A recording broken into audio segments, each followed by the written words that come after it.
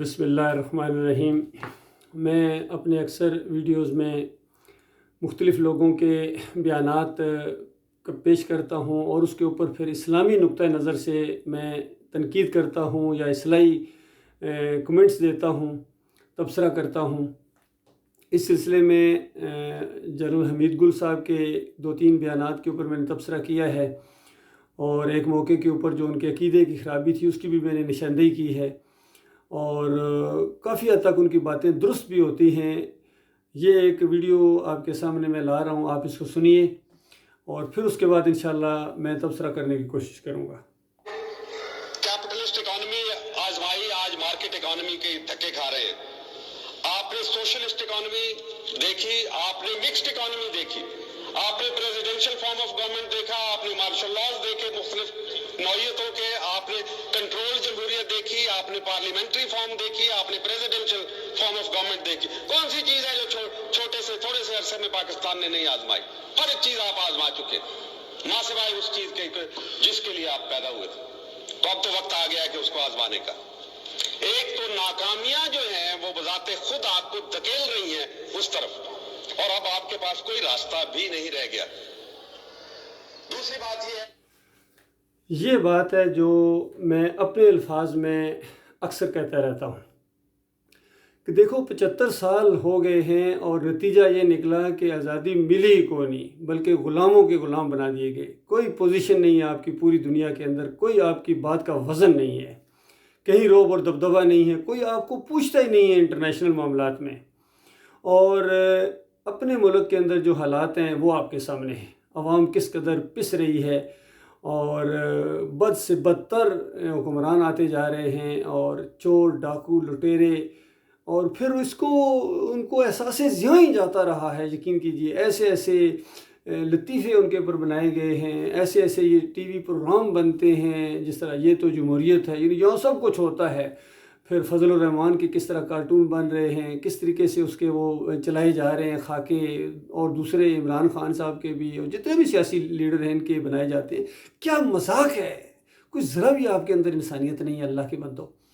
اور یہاں یہ بات بتائی جا رہی ہے کہ 75 سال میں ہر طریقہ جو حکومت کا ہوتا ہے، حکومت چلانے کا، نظام چلانے کا، وہ آپ آزما چکے ہیں۔ اور حالانکہ آزمانے کی ضرورت نہیں تھی، آپ کے پاس ایک نظام موجود تھا ہمارے مالک اور خالق کا دیا ہوا، جس کے لیے آپ پیدا کیے گئے ہیں۔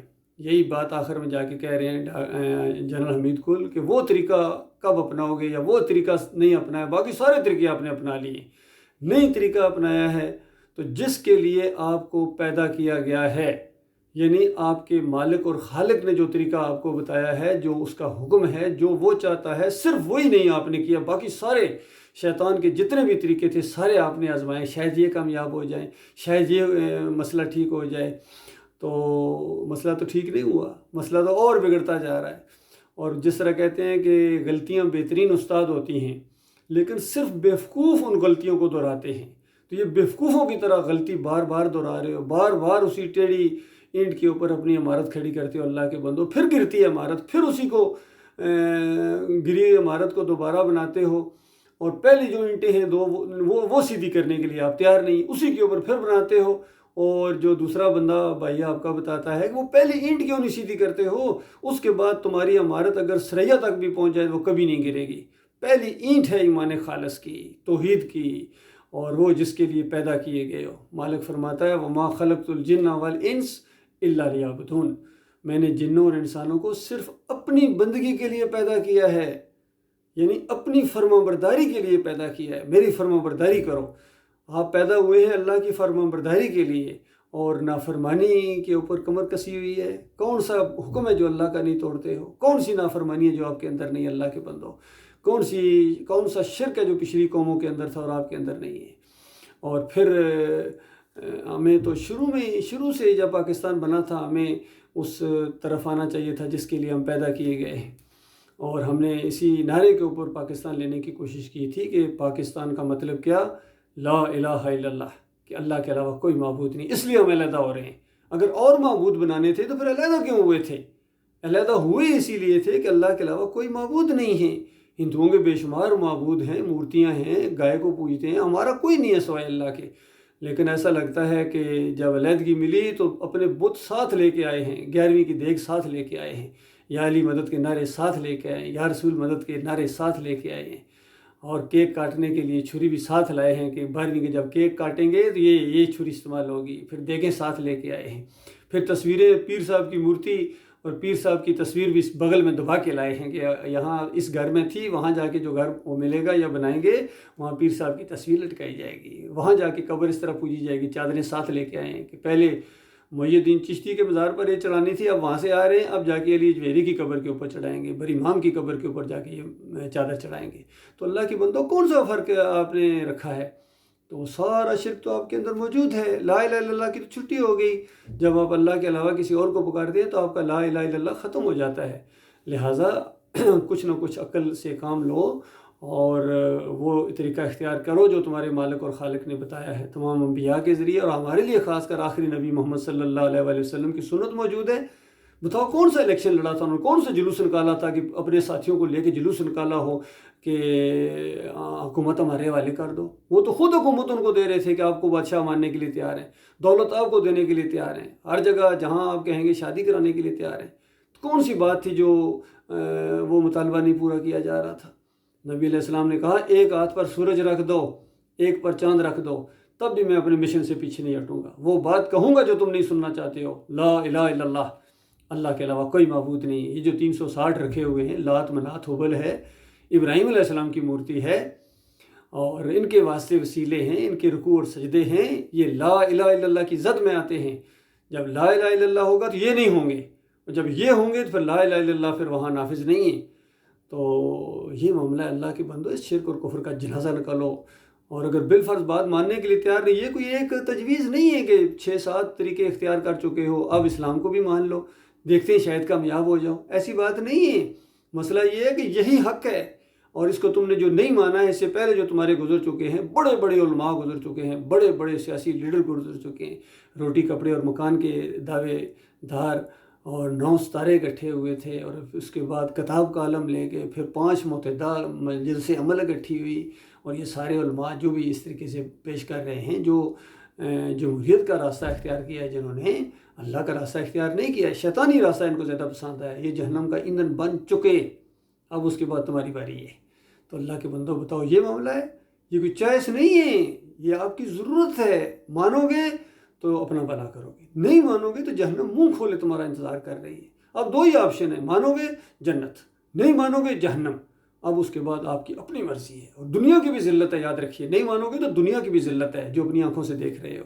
کوئی لیڈرشپ سامنے نہیں آ سکتی ہے ایمان خالص کے بغیر، ایک سے ایک فریب کار آئے گا، ایک سے ایک اس کے اوپر لگیں گے وہ جو کیس بنیں گے، اس کے چاہے توشہ خانے کے بنے، چاہے فحاشی کے بنے، بدکاری کے بنے، جتنی ویڈیو لیکس ہو رہی ہیں سب آپ کا مکروہ چہرہ اللہ تعالیٰ دکھا رہا ہے، ایک کے ذریعے دوسرے کا چہرہ دکھا رہا ہے، اور عوام کی آنکھیں نہیں کھل رہی ہیں، یہ ہے تمہارے لیڈر جن کے پیچھے جا رہے ہو۔ لہٰذا چھوڑو ان کو، یہ سارے کے سارے فریب کار ہیں، اپنی دنیا کی خاطر یہ تمہاری دنیا اور آخرت دونوں برباد کر دیں گے۔ پرانے شکاری نیا جال بھی لانے کی ان کو توفیق نہیں ملتی ہے، پھر پرانا خواب دکھاتے ہیں کہ اب آپ کو حقیقی آزادی ملے گی، حقیقی آزادی نہیں ملے گی، ایک پارٹی کی غلامی سے دوسری پارٹی کی غلامی میں آ جاؤ گے۔ اللہ کے بندو، حقیقی غلامی جو ہے نا، اس کو ختم کرنے کے لیے، حقیقی آزادی حاصل کرنے کے لیے یہ کلمہ یہ ہے صحیح معنوں میں، یہ فریب کے ساتھ نہیں کہ اتنی بات بتا دی اللہ کے علاوہ کوئی خدا نہیں ہے۔ کون کہتا ہے اللہ کے علاوہ کوئی خدا ہے؟ کبھی کہو نا کہ اللہ کے علاوہ کوئی داتا نہیں ہے، باٹی والا داتا نہیں ہے، پھر آپ کو پتہ چلے گا کلمے کا کیا مطلب ہے۔ کبھی کہو اللہ کے علاوہ کوئی پکار کے لائق نہیں ہے، یا علی مدد کہنا شرک ہے، کہو ذرا کسی دن، پھر پتہ چلے گا لا الہ الا اللہ کی کتنی یہ قوم مانتی ہے۔ اور کہو نا یہ مزار سارے لا الہ الا اللہ کا انکار ہے، پہلے جب میں حکومت میں آؤں گا سب سے پہلے ان کو کراؤں گا، کبھی کہو نا یہ، اور پیری مریدی ختم ہوگی، جمہوریت کا سسٹم ختم ہوگا، تعویذ گنڈا ختم ہوگا، سود ختم ہوگا، فحاشی ختم ہوگی، کبھی کہو نا طاقت کے ذریعے ختم کی جائے گی۔ اللہ نے اس لیے طاقت دی تھی آپ کو کہ اللہ کی نافرمانی کو ختم کرو، پہلے خود اللہ کے بندے بنو اور پھر دوسروں کو بھی اللہ کا بندہ بناؤ۔ ظالموں، نہ خود اللہ کے بندے بنتے ہو، نہ دوسروں کو بننے دیتے ہو، اور جنت کی امیدیں لگائے بیٹھے، اور اس کے بعد کہتے ہو کہ اللہ کے پاس جاؤں گا تو میں کہوں گا کہ یا اللہ تیرے بندوں کو میں لا الہ الا اللہ کا مطلب بتا کے آیا تھا، محمد صلی اللہ علیہ وسلم کی امت کو لا الہ الا اللہ کا مطلب بتا کے میں آ گیا تھا، کھڑا کر کے میں آ گیا تھا۔ یہ لا الہ الا اللہ کا مطلب، آپ خود بھی لا الہ الا اللہ کا مطلب جانتے ہیں۔ لا الہ الا اللہ پڑھنے والا جا کے مزار کے آگے سجدے کرے گا، لا الہ الا اللہ پڑھنے والا یہاں وہ پٹا بندوائے گا یا علی مدد کا، لا الہ الا اللہ پڑھنے والا جمہوریت کے نظام میں آئے گا، جلسے کرے گا، جلوس نکالے گا جہاں اللہ کا نام ہی نہیں ہے، کفر و شرک کو ساتھ ملا کے چلے گا، سارے ملے ہوئے جو بھی بس ووٹ دو، بس وہ چاہے قادیانی ہو، چاہے مرزئی ہوں، چاہے جناب یہ عیسائی ساتھ ملیں، سکھ ملیں، اور بریلوی ہوں، دیوبندی ہوں، ان کے ایمان عقیدے سے آپ کو پرواہ ہی کوئی نہیں ہے، تو اللہ اوپر دیکھ رہا ہے، یاد رکھنا، یہ اسی نے جکڑا ہوا ہے آپ لوگوں کو، ایک کے ذریعے دوسرے کو پٹوا رہا ہے، ایک کے ذریعے دوسرے کو پٹوا رہا ہے۔ سورہ الانعام پڑھو، وہاں اللہ تعالیٰ اپنے عذاب کی شکلوں میں یہ شکل بتاتا ہے کہ یہ بھی میرے عذاب کی شکلوں میں گروپوں میں بانٹتا ہوں، میں خود بانٹتا ہوں، مالک فرماتا ہے، اس کے بعد ایک کی طاقت کا مزہ دوسرے کو چکھاتا ہوں۔ آج گروپوں میں بٹے ہوئے یا نہیں بٹے ہوئے؟ سیاسی پارٹیوں کے اپنے گروپ ہیں، مذہبی لوگ اپنے گروپوں میں بٹے ہوئے ہیں، کوئی بریلوی ہے، کوئی دیوبندی ہے، کوئی اہل حدیث ہے، کوئی سلفی ہے، کوئی صوفی ہے، سہروردی ہے، نقشبندی ہے، چشتی ہے، قادری ہے، ایک سے ایک گروپ بنا ہوا اور ایک دوسرے کے اوپر لعنتیں بھیجتے ہو اور کافر کہتے ہو ایک دوسرے کو۔ بتاؤ تمہاری کیا پوزیشن ہے؟ کیا نبی علیہ السلام یہ سکھانے آئے تھے؟ صحابہ کرام یہ سکھانے آئے تھے؟ وہ تمہیں کب عقل آئے گی؟ کوئی صافی نہیں بولتا ہے، بڑے بڑے اینکر ہیں، بڑے بڑے بولنے کی صلاحیت کس نے دی ہے تمہیں؟ اللہ تعالیٰ نے۔ کبھی کسی کے منہ سے ایمان خالص کی بات نہیں نکلتی ہے، حالانکہ بڑے جرت والے ہیں دنیاوی لحاظ سے، اور اللہ کے معاملے میں ایسے گیدڑ اور لمڑی بن جاتے ہیں۔ چاہے عمران ریاض خان ہو، کبھی اس کے منہ سے کوئی ایمان عقیدے کی بات سنی ہو؟ حقیقت ٹی وی والے ہوں، سمیع ابراہیم ہوں، پتہ نہیں وہ صابر شاکر ہوں یا ارشد شریف ہو، کبھی ایمان عقیدے کی بات سنی تھی اس کے منہ سے؟ آپ جب اللہ کے عذاب میں گرفتار ہوتے پھر چیختے ہو۔ سب کی باری اسی طریقے سے آئے گی، یاد رکھنا۔ اور اگر پھولوں کے بستر کے اوپر بھی تمہاری موت آئے تو مرنے کے ساتھ آگ میں چلے جاؤ گے۔ کیوں؟ ایمان عقیدے کی بات نہیں کرتے ہو، توحید کی بات نہیں کرتے ہو، رد شرک نہیں کرتے ہو۔ اور میں آپ کا بھائی ہوں، میں کوئی مولوی نہیں ہوں، میں کوئی صوفی نہیں ہوں، میں کوئی سیاسی لیڈر نہیں ہوں، میں 7 پنجاب ریجمنٹ سے افسر ریٹائرڈ ہوا ہوں۔ ریٹائرڈ کیا ہوں، مجھے بھی اسی طریقے سے اسی بات کے اوپر جو 37 سال پہلے میں نے یہی ایمان عقیدے کی بات کی تھی، اس کی انکوائری کون کرے گا؟ عمران خان صاحب کہتے ہیں کہ انصاف نہیں ملا، یہ نہیں ملا، وہ نہیں ہوا، کون انصاف دے گا بتاؤ؟ ذرا جرت ہے آپ کی ان کے سامنے بات کرنے کی؟ ذرا کہو نا ان کی 7 پنجاب ریجمنٹ سے نائک عصمت اللہ، ملک جان سپاہی اور ارشد کرم اللہ کو کیوں نکالا گیا تھا؟ ایک افسر اور 2 جوانوں کو کیوں نکالا گیا تھا؟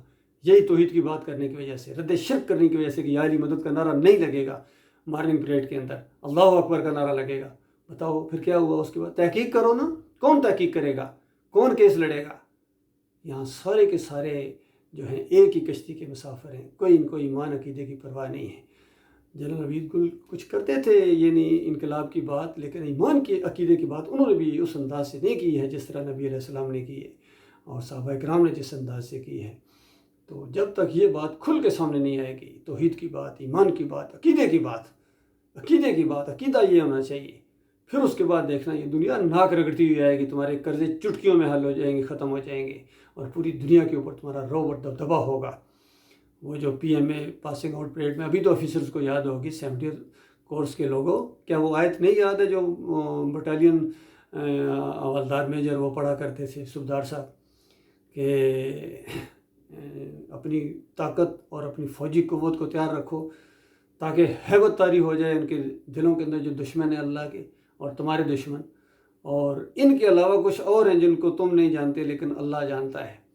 اور یہ پہلی دفعہ لفظ میں نے وہاں سنا تھا، and make ready your strength to strike terror in the hearts of enemies of Allah and your enemies and others beside them whom you know not but Allah knows, and whatsoever you will spend in the cause of Allah shall be repaid to you and you shall not be treated unjustly۔ ابھی تک مجھے یہ زبانی English کا ترجمہ بھی اور اردو کا ترجمہ بھی یاد ہے، تو کبھی تو غور کرو تاکہ ہیبت طاری ہو جائے۔ یہ ہے to strike terror in the hearts of enemies of Allah، تو اللہ کے دشمنوں کے اوپر تمہارا رعب چھانا چاہیے۔ وہ بے شک تمہیں ٹیرر کہتے رہے، جو مرضی کہتے ٹیررسٹ، تم وہ ٹیررسٹ کہتے ہو، تم ٹانگیں تمہاری کانپیں ٹانگنا شروع ہو جاتی ہیں۔ وہ جو مرضی کہ ان کو جواب دو ایمان عقیدے کے حوالے سے کہ اللہ کے دشمنوں اللہ کے بیٹے تجویز کرتے ہو، شرم نہیں آتی؟ اس کا کوئی بیوی ہی نہیں ہے، بیٹے کہاں سے آ گئے؟ اس طرح ایمان عقیدے کی بات جب انٹرنیشنل لیول پر اٹھے گی پھر پتہ چلے گا حق اور باطل کا کیا معاملہ ہے، پھر قوم اکٹھی ہوگی ایمان خالص کے اوپر، پھر اللہ کی مدد آئے گی۔ یہ طریقہ ہے، سادہ سا طریقہ ہے، پتہ نہیں کس طرح مت ماری گئی آپ کی۔ بڑے بڑے سیاسی لیڈر ہیں، بڑے بڑے علماء ہیں، بڑے بڑے جرنیل ہیں، ان کی سمجھ میں بات آ ہی نہیں رہی ہے، ادھر دھیان ہی نہیں جا رہا ہے۔ اللہ تمہیں سمجھ دے، اللہ تعالیٰ تمہیں ایمان خالص کی طرف رخ کرائے، اور اللہ ہمارے ملک کی حفاظت کرے، اور اللہ ہمارے ملک کی سرحدوں کی بھی حفاظت کرے۔ یہ پاکستان بنا ہے، اس کا بڑا مقصد ہے، یہ ایسے نہیں ہے، یاد رکھنا۔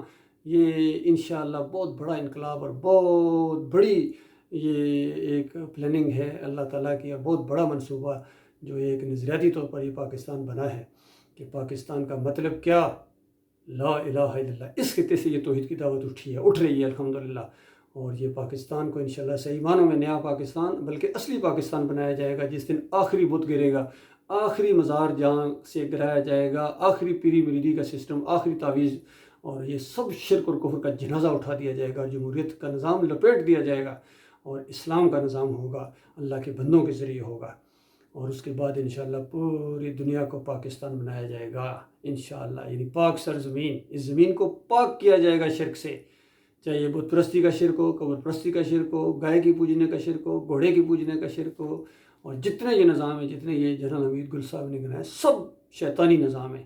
ایک نظام ہے اللہ کے نزدیک ایک ہی ہے، دین اسلام، ایمان، توحید، اور وہ طریقہ جو محمد صلی اللہ علیہ وآلہ وسلم نے اختیار کیا، صحابہ اکرام نے اختیار کیا، دنیا میں ان کو عزت ملی تھی، روب اور دبدبہ تھا ان کا، اور جنت کے وعدے یہاں دنیا میں بھی ہو گئے ان کے ساتھ۔ اس راستے پر چلو، یہ ہے وہ راستہ جو کہتے ہیں اہدنا الصراط المستقیم، اے اللہ صراط مستقیم پر چلا۔ بتاؤ جو کچھ کر رہے ہو یہ صراط مستقیم ہے؟